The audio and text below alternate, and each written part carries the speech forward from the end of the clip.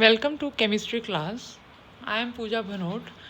Today I am going to discuss the topic chemical equation. What is chemical equation? A chemical equation may be defined as a brief representation of a chemical change in terms of symbols and formulae of substances involved in it. तो chemical equation एक ऐसा representation है कोई भी chemical change का जो हम symbols जो हमने पिछली वीडियो में किया है और फॉर्मूले के टर्म्स में हम उनको लिखते हैं। जैसे कार्बन है, charcoal, that is a form of carbon, वो ऑक्सीजन में रिएक्ट करता है एंड कंबस्टन के ड्यूरिंग उसकी ये रिएक्शन होती है। तो carbon reacts with oxygen to form CO2. So these are called reactants which react with one another and these are called product. So हमने ये केमिकल चेंज है जो कंबस्टन ऑफ चारकोल है उसको हमने केमिकल इक्वेशन के टर्म में लिखा है। ऐसे ही हमारे पास रिएक्शन है zinc react with hydrochloric acid and it forms zinc chloride. तो ये जो चेंज है ना, it is possible chemical change. तो ये रिएक्शन होती है एक्चुअल में, तो हम इसको केमिकल इक्वेशन की फॉर्म में लिखते हैं। जहाँ पे जो एरो हेड है उसका मतलब है to produce, that means carbon react with oxygen and it forms carbon dioxide and this means it produces or yields. Next is, what are the essentials of a chemical equation? It should represent a true chemical change.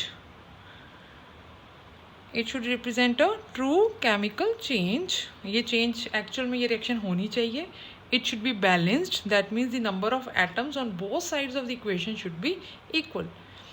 And it should be molecular. And we have already explained in the last video that what is atomic form and what is molecular form. Now next is, what is the information conveyed by a chemical equation? Qualitatively, a chemical equation tells the name of reactants and the name of products. Quantitatively, a chemical equation conveys what is the actual number of reactant and product which is taking part in the chemical equation, the relative number of reactant and product participating in the reaction, the relative masses of the reactant and product, and the relative volume of gaseous reactant and product. For example, this is the equation where zinc reacts with hydrochloric acid to form zinc chloride. So what is happening here? One atom of zinc reacts with two molecules of hydrochloric acid and it forms zinc chloride, one molecule, and one molecule of hydrogen. Let's find out the molecular mass. Zinc का जो atomic mass है that is 65. This is I have also explain in the last video how to find out the molecular masses. So atomic masses को हम plus करते हैं तो molecular mass निकलता है, क्योंकि 2 मॉलिक्यूल्स है तो 2 से हमने मल्टीप्लाई कर दिया. यहाँ पर 65 इसका एटॉमिक मास है और इसको 2 मॉलिक्यूल्स हैं और एटॉमिक मास क्लोरीन का 35.5 है एंड हाइड्रोजन का 1 होता है, क्योंकि 2 एटम्स हैं तो 2.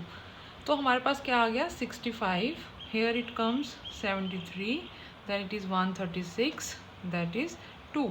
तो यहाँ पर क्या है 65 parts by weight of zinc reacts with 73 parts by weight of hydrochloric acid to form 136 parts by weight of zinc chloride and 2 parts by weight of hydrogen molecule. So in this way, this chemical equation gives us a lot of information. And in case the product or reactant is having that is a gas, then volume occupied by one molecule is 22.4 litre. तो हम लोग ये हमारे पास concept आता है मोल का, जहाँ पे हम कहते हैं कि 1 mole of zinc combines with 2 moles of hydrochloric acid and form 1 mole of zinc chloride and 1 mole of hydrogen. So 1 mole occupies 22.4 liter volume. So mole is also a measurement का ये यूनिट होता है in case of chemistry language. Its value is 6.023 into 10 raised to power 23 atoms or molecules. So what are the limitations? What are the limitations or drawbacks of a chemical equation?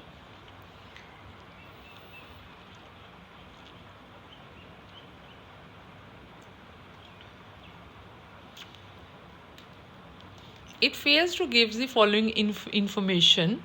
It fails to give the physical state of the reactant and product, whether these are solid, liquid, gases or in any form of solution. तो हमें equation से ये नहीं पता चलता जो पहले हमने लिखी थी कि ये जो हमारे रिएक्टेंट प्रोडक्ट है वो किस फॉर्म में है. It in case of solution whether these are concentrated or dilute, the conditions such as temperature, pressure, catalyst etc. उसका पता नहीं चलता.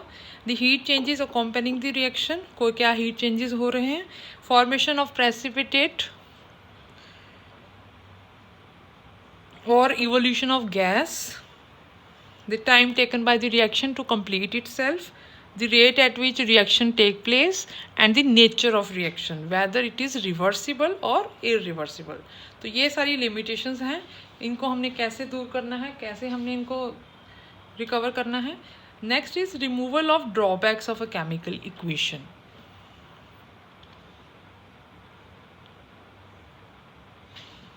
So first point is a chemical equation can be made more informative by making following changes. First of all, the physical state of reactant and product can be specified using any abbreviation like S for solid, L for liquid, G for gas and AQ for aqueous solution. So let us take the example like 2 atoms of sodium solid state में water के साथ react करते हैं and it forms 2 sodium NaOH, sodium hydroxide and hydrogen.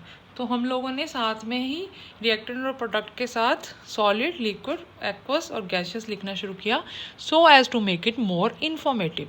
Next is the concentration of reactant used in the solution can be shown by DIL dilute and concentrated CONC for concentrated before the formula. तो how to write out the whether the reactant or product is dilute form, that means उसमें ज़्यादा पानी है और वो उसमें ज़्यादा chemical है. तो हम लोगों ने उसको dilute और concentrated हमने terms the. In this way we can write down. Next is condition of reactant and product. तो पहले जब रिएक्शन लिखते थे तो ये नहीं लिखते थे टेम्परेचर, प्रेशर, लेकिन उसके बाद हमने इनको ओवरकम करने के लिए drawbacks we have started writing the conditions on the arrowhead like this: iron, molybdenum, and what is the temperature conditions? That is 723 Kelvin, 600 atmosphere, and then ammonia is formed. तो इस तरीके से हम लोगों ने जो भी इसमें ड्रॉबैक्स थी केमिकल इक्वेशंस में वो सब दूर की. Next is the heat changes during the reaction. That can also be shown like carbon in solid form, it reacts with oxygen in gaseous form and it forms CO2. और यहाँ पे साथ में कितनी हीट रिलीज हो रही है? That is 394 kilojoule. So here heat is evolved. Heat बाहर निकल रही है. तो ये भी हमने लिखा. Next is the distinction between slow and fast reaction, that could be also shown on the arrowhead. Reversible nature of the reaction can be indicated by an arrow pointing in backward direction like this. Nitrogen reacts with hydrogen and this reaction is reversible. That means in forward direction also it moves and it moves in backward direction also. तो double arrow के साथ हमने इसको show किया. Next is formation of precipitate. जब भी कोई reaction होती है तो वहाँ पे कोई ना कोई बाय प्रोडक्ट्स होते हैं, तो उनकी नेचर क्या होती है? समटाइम्स दे आर प्रेसिपिटेट्स, गाढ़ा सा कुछ नीचे जम जाता है, या उसमें गैसेस होती हैं। तो हम लोग उसको भी हमने कैसे प्रेजेंट किया? Like silver nitrate reacts with NaCl aqueous and it forms AgCl। तो AgCl it is in the form of precipitates, तो डाउनवर्ड एरो के साथ हमने इसको रिप्रेजेंट किया। And if there are gases in the reaction, then how to show the evolution of a gas? That is magnesium solid reacts with sulfuric acid, dilute form में है, and it forms magnesium sulfate and hydrogen। तो hydrogen जो gas है उसको upward arrow के साथ हमने show किया। इस तरीके से जो केमिकल इक्वेशन में जो ड्रॉबैक्स थी, by taking following changes into consideration, we have removed all those drawbacks. So this is a topic all about the chemical equation, the essentials of chemical equations, drawbacks, and how to remove those drawbacks. Thank you.